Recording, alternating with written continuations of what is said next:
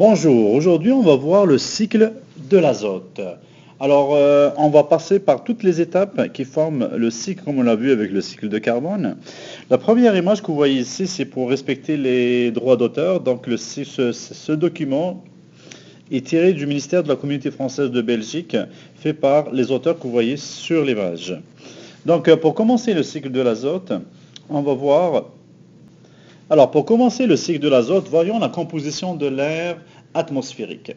Alors, dans l'atmosphère, on a l'azote, on a l'oxygène, on a 78% d'azote dans l'atmosphère et 21% d'oxygène dans l'atmosphère. Le reste, c'est du CO2 et d'autres gaz rares.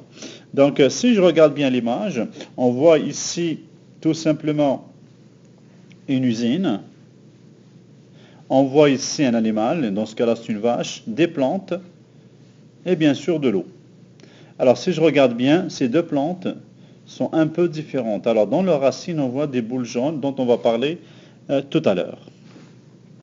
Voyons maintenant la première partie du cycle de l'azote. Alors ici cette partie, ça va être naturel où l'oxygène est directement lié à l'azote grâce à la présence d'orages et bien sûr des éclairs. Alors ici, l'orage et les éclairs surtout bien sûr, produisent une température extrêmement élevée qui permettent de fixer l'oxygène directement à l'azote pour former, comme vous voyez ici, des oxydes d'azote, NO, NO3, NO2, ainsi de suite.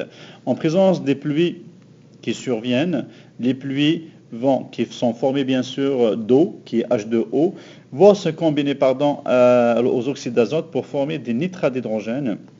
Quand l'eau arrive ou les pluies arrivent sur le sol, les nitrates d'hydrogène se transforment en nitrates dans le sol ou bien dans les océans ou dans les lacs. Voyons maintenant la deuxième partie du cycle de l'azote. Alors ici, on va se concentrer d'abord sur les plantes. Alors ici, vous voyez bien, il y a des plantes différentes des unes et des autres. Ici, on a des plantes qui ont des racines qui contiennent des boules qu'on représente en jaune. En fait, on les appelle des nodosités. Des nodosités, c'est des enflements au niveau des racines qui contiennent des bactéries. La majorité du cas, c'est des légumineuses comme les pois chiches, les lentilles, les haricots, etc.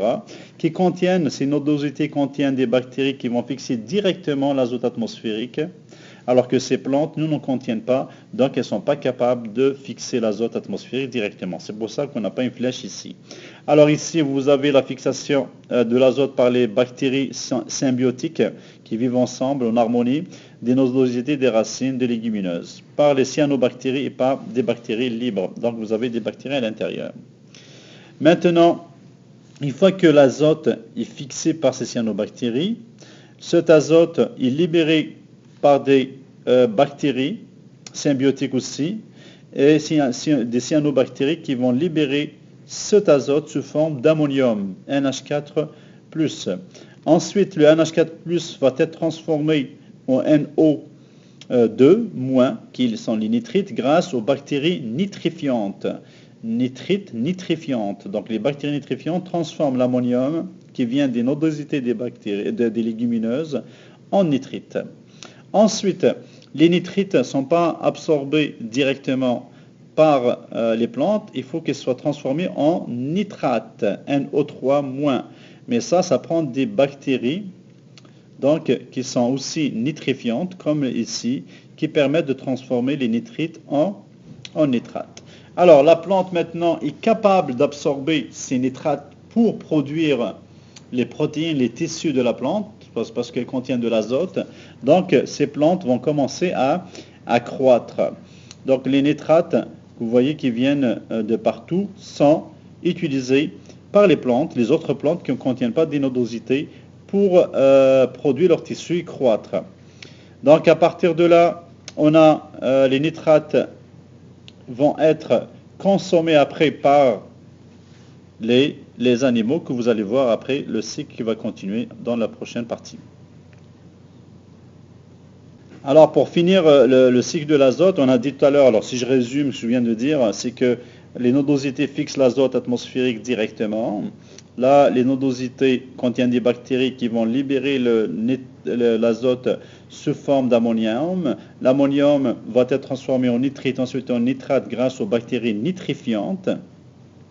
Ces nitrates vont être absorbés par les plantes pour leur croissance, elles vont grandir. Ensuite, les herbivores qui viennent consommer les végétaux, donc les herbivores ont besoin de ces végétaux pour produire leurs propres protéines et croître à leur tour.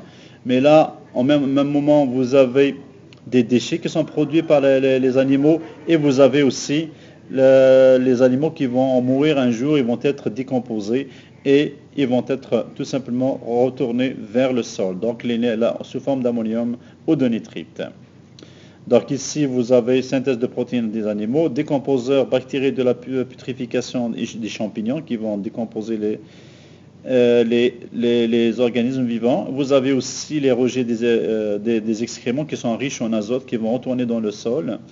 On a aussi bien sûr les plantes aussi qui peuvent mourir un jour, qui vont être décomposées et retourner la matière organique et l'azote à l'intérieur du sol et ça reprend. Vous voyez la flèche bleue qui apparaît pas vraiment, mais vous avez une flèche bleue où ça va être libéré directement à partir du squelette, à partir du cadavre et des plantes mortes. On aura encore l'ammonium, donc ça reprend. Ensuite, vous avez tout simplement, quand il y a un ruissellement des plantes, un ruissellement des sols, ça veut dire qu'il y a de la pluie qui tombe et de l'eau qui pénètre à l'intérieur, ça va entraîner les nitrates qui sont en excès. Ça, c'est les nitrates qui viennent dans un autre C. Les agriculteurs, par exemple, qui utilisent beaucoup d'engrais qui sont riches en azote, donc il y aura un excès de nitrates dans le sol. Ces nitrates se retrouvent à l'intérieur de l'eau, et ce qui pollue l'eau et qui va donner un problème grave que le Canada, certaines régions du Canada souffrent jusqu'à aujourd'hui. On va parler dans le cours exactement c'est quoi et dans les détails. Là, une fois que l'azote, vous voyez ici les nitrates, une partie va aller dans l'eau, mais une autre partie, grâce à des bactéries dénitrifiantes, va fermer le cycle, comme vous le voyez. Donc, on est passé de l'azote atmosphérique qui a fait le tour, et on arrive aux nitrates. Une partie des nitrates va dans l'eau, une autre partie va être absorbée par les plantes, l'autre partie va retourner dans l'atmosphère d'où elle est venue. Donc, elles vont tout simplement fermer le cycle. Mais ça, c'est grâce à d'autres bactéries qu'on appelle les bactéries dénitrifiantes. Donc, elles transforment les nitrates en azote atmosphérique.